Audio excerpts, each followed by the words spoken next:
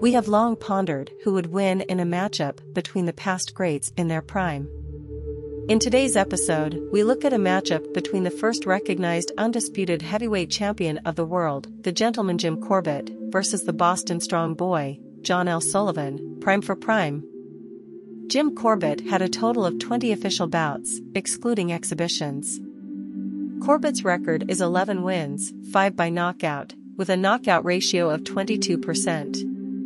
He suffered 4 defeats, 3 of them by knockout. He also had 3 draws and 2 no contests. He stood at 6 feet 1 inch with an aggregate weight of 183 pounds over his career. He had a 73-inch reach. John L. Sullivan had 41 official bouts under the Marquess of Queensberry rules, excluding exhibitions. Sullivan had 38 wins, 32 by knockout, with a knockout ratio of 80%. He suffered only 1 defeat. Sullivan had 1 draw and 1 no contest. He stood at 5 feet 10.5 inches, with an aggregate weight of 208 pounds over his career. He had a 74-inch reach. Corbett is credited with being one of the greatest tacticians in boxing history. He was a scientific boxer who brought a technical approach to his offense and defense. Corbett worked on his craft by spending time in the amateurs, where he became champion of the San Francisco's Olympic Athletic Club in both the middleweight and heavyweight divisions, respectively. Corbett was calculated with his punches and effectively utilized the jab to set up his power punches. He was also great at feinting, allowing him to land accurate shots while maintaining distance and form. Corbett was also a master at countering opponents' punches and routinely won the early rounds of fights as opponents tried to figure out ways of getting inside and cutting off the ring. Corbett's footwork was some of the best for his time. It allowed him to remain a very elusive fighter, especially when facing fighters larger than him, which was sometimes the case as he would be considered a small heavyweight by modern standards. In his 3 knockout losses, 2 to James J. Jeffries and 1 to Bob Fitzsimmons, Corbett effectively outboxed his opponents through the early parts of the fight before slowing down and ultimately being stopped in the later rounds. Though he was a very lean heavyweight, his overall boxing package allowed him to be an effective fighter, though he was fairly inactive compared to other fighters from his time.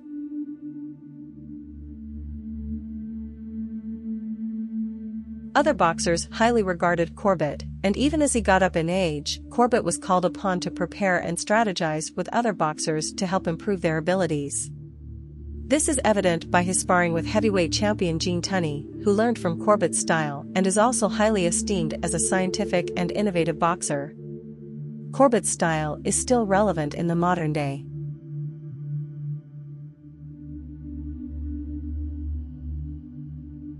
John L. Sullivan was the first superstar in boxing and is credited with making boxing mainstream. Boxing was regarded as a vile and ruthless activity and not considered a sport.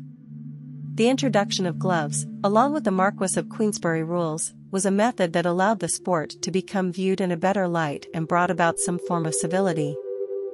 Sullivan is the last bare-knuckle champion, but he was a proponent for gloved fighting. Sullivan was quick out of the gates and was the first to introduce the knockout as a regular occurrence in the sport at a mainstream level. Under the bare-knuckles rules, fights could get drawn out and often featured holding and wrestling. Sullivan, for his time, represented the shift to knockouts in a manner that raised the sport of boxing to unprecedented heights. Sullivan often swarmed his opponents with a barrage of shots, leading to early knockouts or stoppages. He was a battering ram, and his stocky frame and neck allowed him to absorb punishment for a prolonged period. Sullivan was at his best with offensive fighters who came forward. Sullivan's defense was, in a sense, his offense. His endurance allowed him to carry his punching power late into fights, though he has several early knockouts on his resume. Sullivan wasn't afraid to mix it up in any scenario and thrived on emotion and intensity. Sullivan was also adept at fighting in various locations, from floating barges to dirt rings and in bad weather conditions. If Sullivan could land on opponents, he usually finished them off at some point in the fight, hence his high knockout ratio. Sullivan had some trouble with elusive fighters who didn't engage in back-and-forth offense. His 2 draws were with fighters who were more fleet of foot and strategically chose to maintain distance from Sullivan. Sullivan's only loss was to Jim Corbett, a subject of this video and another elusive fighter. Corbett held the world heavyweight title from 1892 to 1897. Corbett won the title by defeating then-undefeated heavyweight champion John L. Sullivan in Sullivan's final career fight. Other notable opponents include James J. Jeffries, Peter Jackson, Joe Koinski, Jake Kilrain, Bob Fitzsimmons, Charles Kid McCoy, and Tom Sharkey. Corbett fought a total of 9 Hall of Famers. Sullivan held the world heavyweight title from 1882 to 1892. His notable opponents include Jack Kilrain, whom he defeated to win the inaugural World Heavyweight Championship in 1889. Jim Corbett in the only defeat of his career.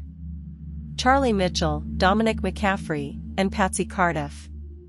Sullivan is also alleged to have participated in around 400 to 500 unofficial fights. Who would win, prime for prime? Style and skill go to Corbett. Corbett essentially ushered in the scientific form of boxing to the heavyweight division that has evolved into the sport we love today.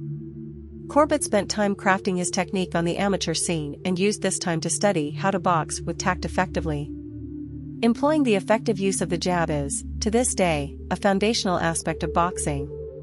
Offense was Sullivan's greatest weapon, and having fought bare-knuckled at times, brought about a less polished form of fighting. The edge on endurance goes to Sullivan. Both men fought in long fights. Sullivan was hardened for long, drawn-out wars due to his bare-knuckle work where the rules were practically non-existent. Sullivan, though Corbett knocked him out, has the greater chin. Sullivan was a shell of himself by the time he fought Corbett and had been dealing with substance abuse issues in addition to being inactive. No one was able to stop Sullivan in his formidable days. Corbett was knocked out by the bigger James Jeffries and hard-punching Bob Fitzsimmons. A prime Sullivan was just as fierce a puncher. Power goes to Sullivan. His build allowed him to take and dish out punishment. This, in turn, helped him to knock out a multitude of opponents early. Corbett wasn't known as a puncher and often went the distance. Speed is on Corbett's side. He not only had some punching speed, but he also was quick with his footwork and reflexes. Besides early bursts of power, Sullivan wasn't considered a speedy or elusive fighter. CV undoubtedly goes to Corbett.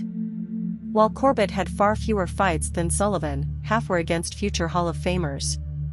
Additionally, Corbett fought Peter Jackson, a black heavyweight, who was regarded as the top contender for Sullivan but could not get a title shot due to Sullivan drawing the color line. Several of Sullivan's opponents made their debut when fighting Sullivan and never fought again.